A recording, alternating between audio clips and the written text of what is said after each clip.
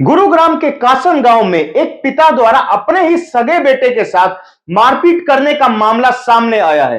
बेटे को इतना पीटा गया कि बेटा अस्पताल में एडमिट है।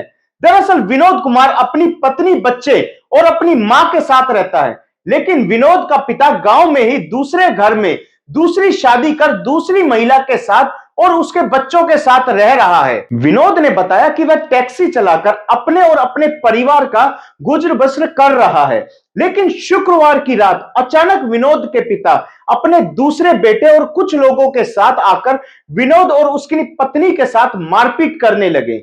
इसी दौरान बीच बचाव करने आए विनोद के दोस्त को भी उन्होंने बेरहमी से पीटा। मारपीट करने के बाद जब वह लोग वहां से चले गए, तब गांव के ही कुछ लोगों ने इन्हें अस्पताल पहुंचाया। विनोद की पत्नी ने बताया, यह पहली बार नहीं है जब उनके ससुर और उनके सौतेले देवर ने उनके साथ मारपीट की हो, बल्कि ऐसा कई बार हो चुका है। इसकी शिकायत भी कई बार पुलिस को दी जा चुकी है, लेकिन पुलिस ने आज तक कोई कार्रवाई नहीं की। विनोद की पत्नी ने यह भी बताया कि उनके ससुर ने जब से दूसरी शादी की है, तब से वह लगातार इन लोगों पर प्रताड़ित कर रहे हैं। उनका कहना यह है कि प्रॉपर्टी उनके नाम पर कर दो, वरना सबको मार दिया जाएगा। विनोद की पत्नी ने यह बताया कि मारपीट की सारी घटना वहां लगी सीसीटीवी में भी रिकॉर्ड हो गई है, जिसकी रिकॉर्डिंग पुलिस को दी गई है। नाम विनोद कुमार, कासन गांव का रहने वाला हूँ। विनोद जी, क्या हुआ था आपके साथ? सर, मैंने अपनी ड्यूटी करके घर आया हुआ था। 9 बजे के समथिंग में अपने घर आ गया था। क्या काम करते हैं आप? टैक्सी लाइन का काम है सर मेरा। अच्छा। जी भाई मेरा टैक्सी का ही काम करते हैं हम दोनों। 8-9 साल से साथ ही रहते हैं, अब जैसे दोस्त, बिल्कुल ऐसे कैजुअली काम एक साथ ही रहते हैं। क्या हुआ क्या था?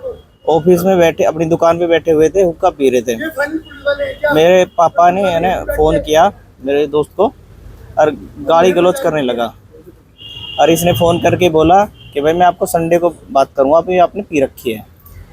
वो सुनने को तैयार नहीं था कुछ भी।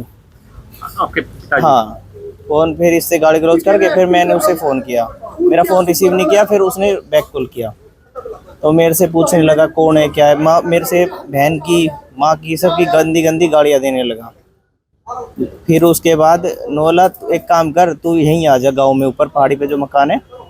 मैं बोला नीचे ही आ जाओ, जो अपने जो करना है यही कर लेना। वो कह ठीक है, आ रहा हूँ मैं वहीं। तो उसके जो नाजायज बेटा है, भरत नाम है उसका।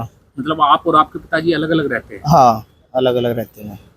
नाजायज बेटे का मतलब आप वो भगा के दूसरी शादी करी और उसने बांस गांव की रहने वाली थी, देशराज पटवारी की घर वाली थी वो। और आपकी माताजी अभी हैं? हाँ, मेरी माताजी है, वो आपके साथ रहती है? जी। और वो आपके पिताजी अलग रहते हैं? वो अलग रहते हैं उस औरत के साथ में। उसके पहले एक लड़की थी और उसके बाद एक लड़का भी हुआ है, ये अच्छा, जिसका नाम भरत कुमार है जी। फिर तो ये हम बैठे थे ऑफिस में, आए, मुझे बिल्कुल पता नहीं था कि भाई ये क्या करने वाले हैं। मैं नीचे उतर के बात करने लगा अपने पापा से कि भाई क्या बात है, क्या चाहते हो आप। मैंने इतना ही पूछा था। उसके भरत जो लड़का है ना जायज, उसने मेरे सर पे रोड मारी, जिसके और फिर जो और भी जो 8-10 लोग और थे उसके साथ में, और उस जो मेरे पापा है उसने भी मेरे डंडा डुंडा खूब बढ़िया तरीक़ा से मेरा मारा उसने, जिससे मेरे सर में 7 टाँके आए अभी फिलहाल सर। और ये मेरे गंभीर चोटें, यहाँ पे पूरे फ्रैक्चर हो गया हूँ, यहाँ से यहाँ तक। और बाद वो है ना मार के, यानी कि कोई, मैं बिल्कुल बेहोश पड़ गया था सर, मेरे को कोई बचाने भी नहीं आया। एक गली मोहल्ले का भाई आया जो मुझे यहाँ लेके आया। उससे पहले भी उसने ये वारदात करी और मेरे साथ में। ये क्यों करते हैं आपके साथ? ये चाहता है जो उसको है ना ये सारी प्रॉपर्टी मिल जाए और मैं अलग हो जाऊं। प्रॉपर्टी का विवाद है, वो उसको देना चाहता है मेरे को। मेरे साथ ही क्या ऐसे झूठा वो करके मेरे को ना झूठा बेदखल लिखवा दिया इसने, मेरे को पता नहीं था। ऐसी अखबार में निकलवाया है कि भाई मेरे को ये बेदखल कर दिया मैंने। हालांकि वो मेरी दादा लाई है, इसकी कुछ कमाया हुआ कुछ ऐसा नहीं है।